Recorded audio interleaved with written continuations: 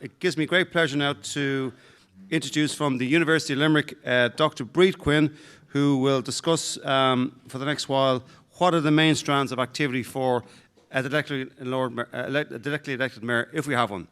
A round of applause, please.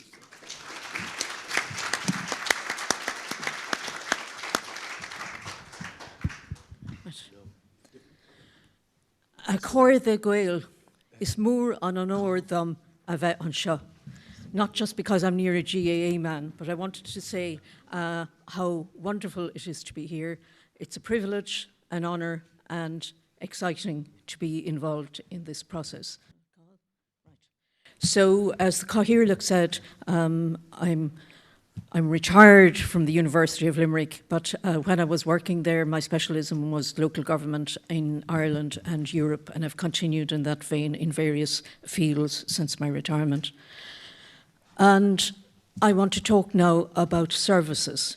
So before I start talking, I want to ask you to think for a moment how many services your local authority delivers. So jot down the figure that comes into your head, please. How many services does whichever council you're connected with deliver? Okay. How many said 20 or less? Okay. 50 or less? Anybody go for 100? More than 100? Okay. The answer, take note, is 1,105. And you don't have to take my word for it. They're listed on that website, which we will circulate for you afterwards. So that's the range of services that local authorities do. They range from abandoned vehicle removal on the A list to zoonose monitoring. Did you know that your council is zoonose monitoring? And zoonose, in the light of COVID, are actually parasites or bacteria that spread disease from animals to humans. So I think we need to know more about zoonoses, but I wanted to get the range from the abandoned vehicles to the zoonose monitoring.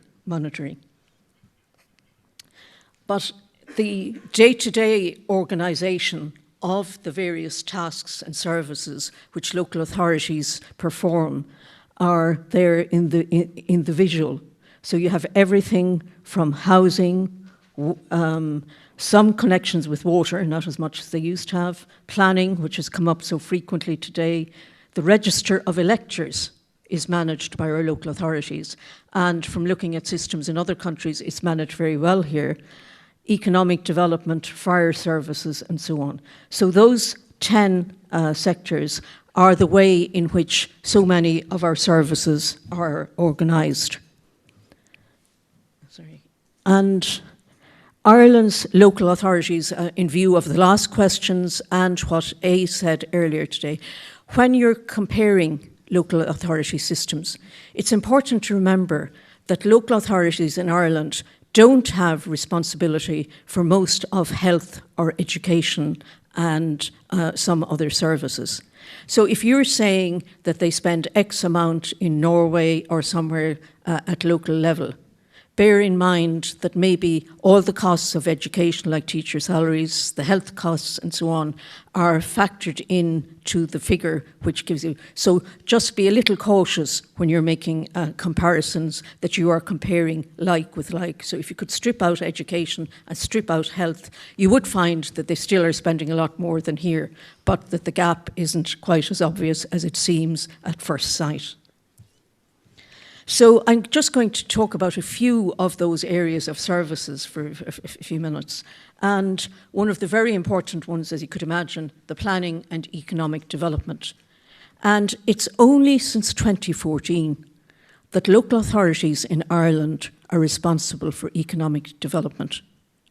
So That has been a major change, and it's been a huge impetus in so many local authorities for a range of activities. So the pace of development has increased significantly, I think, in many of the local authorities since they got responsibility for economic development.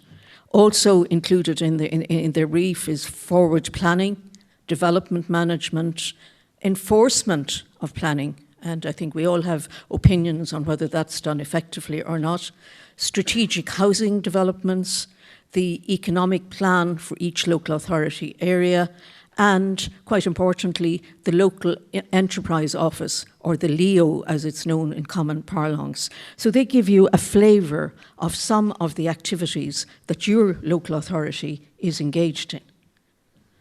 Taking environmental issues, and you can see there the range from landfills, quite a contentious issue, cleaning, cemeteries. We forget that sometimes, that the cemeteries are taken care of by our local authorities, dangerous buildings, litter management, recycling and environmental awareness, for example. So within the environmental category, these are some of the services that are organised and delivered by our local authorities. So you're beginning to see, I think, where the 1,105 comes from. Next, some of the operational services. So the libraries. On Thursday evening, I happened to be at a poetry reading in Rathmines Library. And it's a wonderful building, and the poetry reading was great, but it was a reminder again to me, this is the local authority at work, not in a way that comes to mind every day. Roads maintenance, public lighting, street cleaning, harbours, the arts and heritage and conservation and parks. So again, just a huge range, and that's not even all the operational services that they carry out.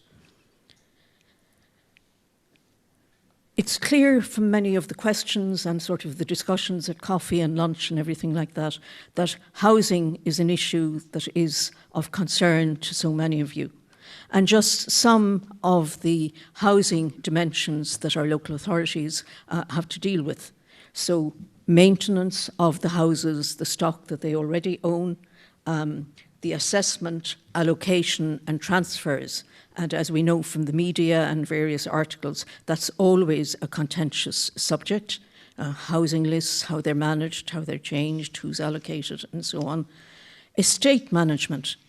And coming out on the train from the centre of Dublin yesterday out to Malahide, you can see so many estates so well kept, and the public estates are within the brief of the local authorities, and of course they're involved in the private estates as well.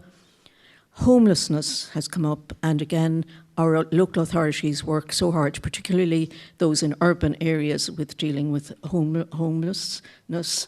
Then the various services for people who can't, the rental allowance scheme and the leasing, and then HAP is the housing payment, and then so many disabled grants. I'm sure every one of you knows one person or one family that somebody who is disabled, their house has been adjusted for them by the local authority.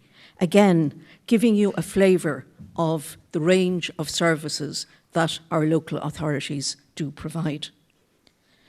So all 31 councils have responsibility for the list, the 10 main areas that I talked about.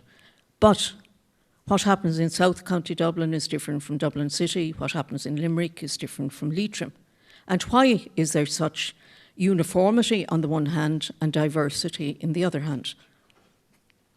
And the mix of services that any particular local authority delivers reflects, first of all, and I think that message is coming through to you and from you loudly and clearly, that national priorities and national policies determine a lot of the agenda and circumscribe what is possible in many of the local authorities.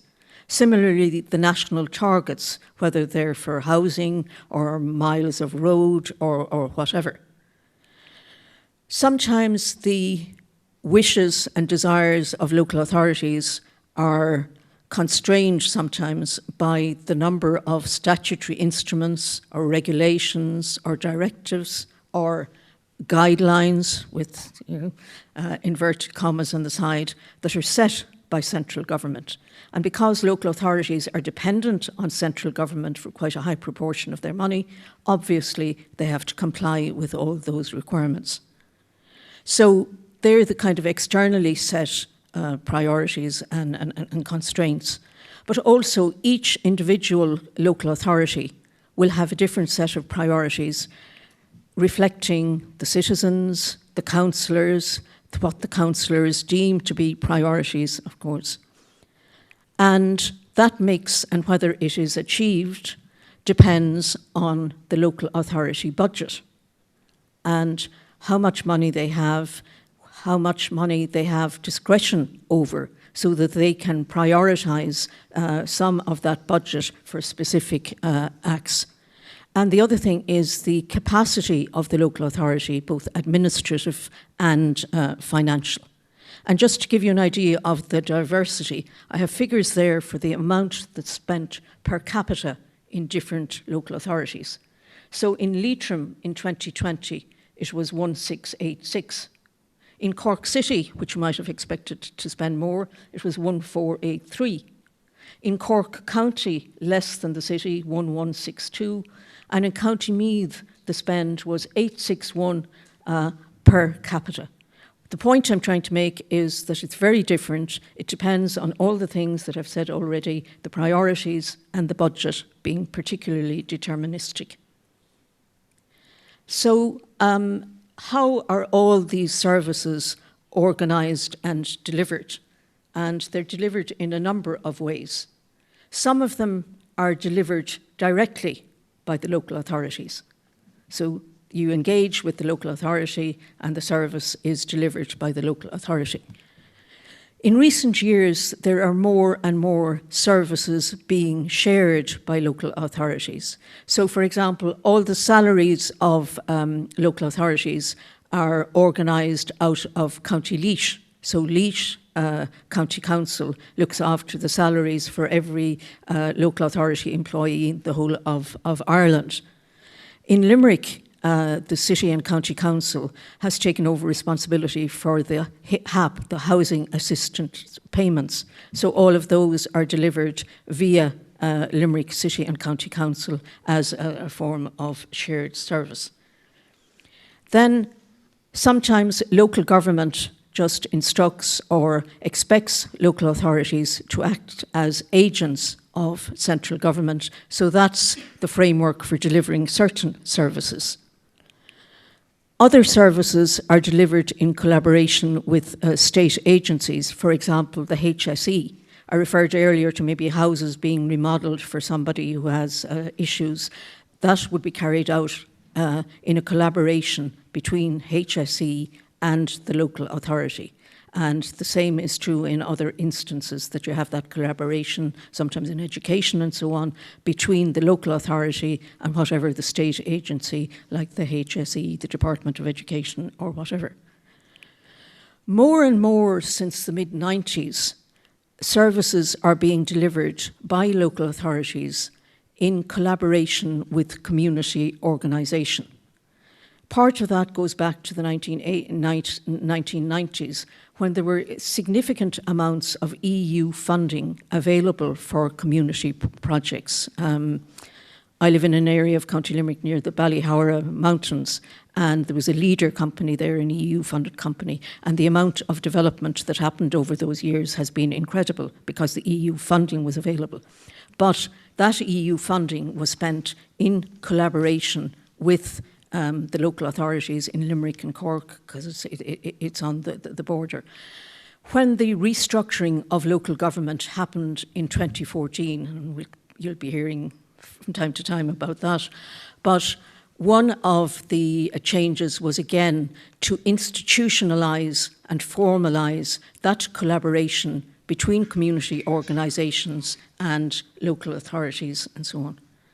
And then the last way in which I've reminded you that services are delivered is outsourcing. Years ago, I could say to the students when I started my local government module, who made sure that your bin was empty yesterday? And they would all know, it was Limerick City and County Council. Today, it's Mr. Binman or Panda or whoever it might be. So quite a number of the services have been outsourced to private companies. From an economic point of view, that often makes an awful lot of sense. From a delivery and a kind of a personal point of view, sometimes questions are raised and so on. But every local authority has a mix of ways in which they deliver the services. It depends on the service, the budget, the demand, and so on. But just again, to bear that in mind, and I thought it would be useful for you to have that overall picture as you enter into your deliberations about what shape the local authorities might look in the future. And as I was thinking, yes, I've tried to raise your awareness and say that you are now, I hope, after all the presentations today and this one, more aware of what your council can do for you and does for you. And then JFK's words came to mind. So I sort of think, as members of the Citizens Assembly and so on, ask not what your council is doing for you, but what you can do for your council in the future. Gurmila Mahagwif.